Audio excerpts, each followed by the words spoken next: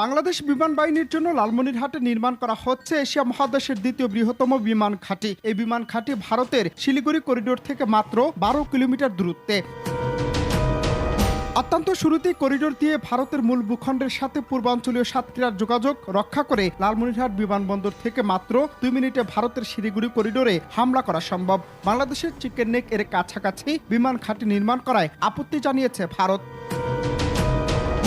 ভারত তাদের মূল ভূখণ্ডের সাথে পূর্বাঞ্চলীয় 7 রাজ্যের যোগাযোগ রক্ষা করে। লালমনিরহাটের বিশাল এই বিমান ঘাঁটির ইতিহাস আজ থেকে প্রায় 100 বছরের পুরনো। 1931 সালে ব্রিটিশ সরকার এই অঞ্চলে বিমান ঘাঁটি নির্মাণ করে। শুধু তাই নয়, দ্বিতীয় বিশ্বযুদ্ধ চলাকালীন বিমান ঘাঁটি ছিল মৃত্যুবাহিনীর একমাত্র ভরসা। পরবর্তীতে 1947 সালে এই বিমান ঘাঁটির কার্যক্রম বন্ধ হয়ে যায়। দেশ স্বাধীন হওয়ার পর 1972 সালে বাংলাদেশ বিমান বাহিনীর হেডকোয়ার্টার্স স্থাপন করার সিদ্ধান্ত নেয় লালমনিরহাটের বিমান ঘাঁটিতে। কিন্তু শেষ পর্যন্ত ভারতের আপত্তির কারণে লালমনিরহাটে বিমান ঘাঁটি স্থাপনের জন্য কাজ বন্ধ করা হয়। এরপর থেকে পরিত্যক্ত অবস্থায় আছে সে বিমান ঘাঁটি।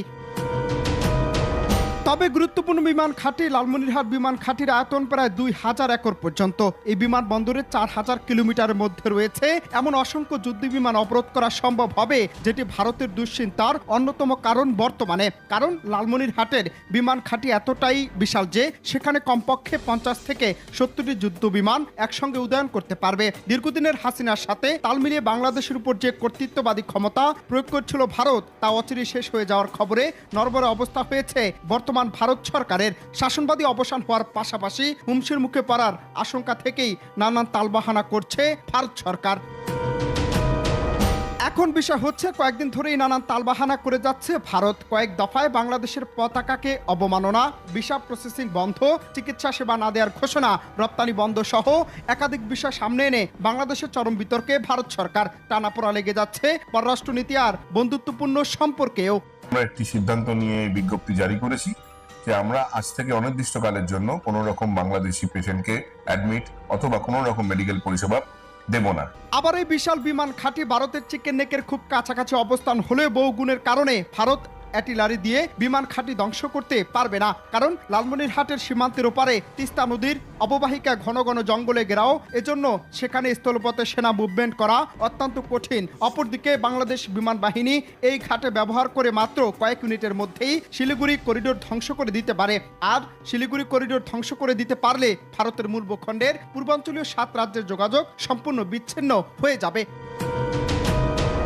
টানা কয়েকদিনের ভারতের অযৌক্তিক কর্মকাণ্ডের প্রশ্ন জাগছে নানান মহলে। 2 ডিসেম্বর ভারতের বাংলাদেশের দূতাবাসে অপ্রত্যাশিত আক্রমণ, বাংলাদেশের জাতীয় পতাকাকে ছিঁড়ে ফেলা সহ এমন বেশ কয়েকটি কাজে মুখ খুলতে শুরু করেছে বাংলাদেশের বর্তমান অন্তর্বর্তীকালীন সরকার। মমতা ব্যানার্জির বাংলাদেশ ইস্যু নিয়ে শান্তিরক্ষা বাহিনী পাঠানোর মন্তব্যে কড়া বার্তা দিয়েছেন পররাষ্ট্র উপদেষ্টা তৌহিদ হোসেন। এই সরকার কোনো ধরনের কোনো সাম্প্রদায়িক কার্যকলাপ সেটাকে বরদাস্ত করবে না, এবং সেটা হিন্দু বলে কথা নয়, মুসলিম বলে কথা নয়। আমরা সবাইকে সমান চোখে দেখব, এবং এই মেসেজটা আমরা সবাইকে দিতে চাই, পার্টিকুলার কোনো একটা অংশকে না, সবাইকে এই মেসেজটা দিতে চেয়েছি। এবং এটাও আমরা বলেছি যে এ ব্যাপারে আইন তার গতিতে চলবে, এবং সেখানে যদি কেউ বিশৃঙ্খলা সৃষ্টির চেষ্টা করে অবশ্যই সেটাকে শক্ত হাতে দমন করা হবে। এই মেসেজটা সবার কাছে গেছে। এখন আপনি যেটা বলছেন যে পার্টিকুলার কাউকে, এটা আমরা যখন সরকারি পর্যায়ে যখন কোনো রিয়াকশন আমরা দেখি, আমরা সেটা প্রতিবাদ করি সরকারিভাবেই, সেটাই। আর বাকিটুকু আমরা ইন জেনারেল টার্মসে আজকে কথাবার্তা বলেছি। আমরা তো কোনো কাউকে দোষারোপ করার জন্য আসি, আমরা শুধু আমাদের অবস্থানটাকে শক্তভাবে উল্লেখ করার জন্য এসেছি।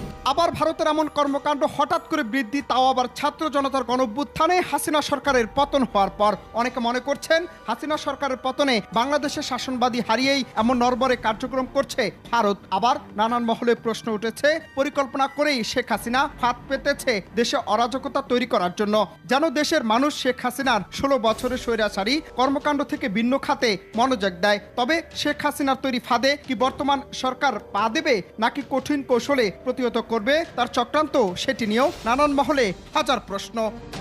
অনন্ত হাসান মাসুদ, বাংলা টিভি, ঢাকা।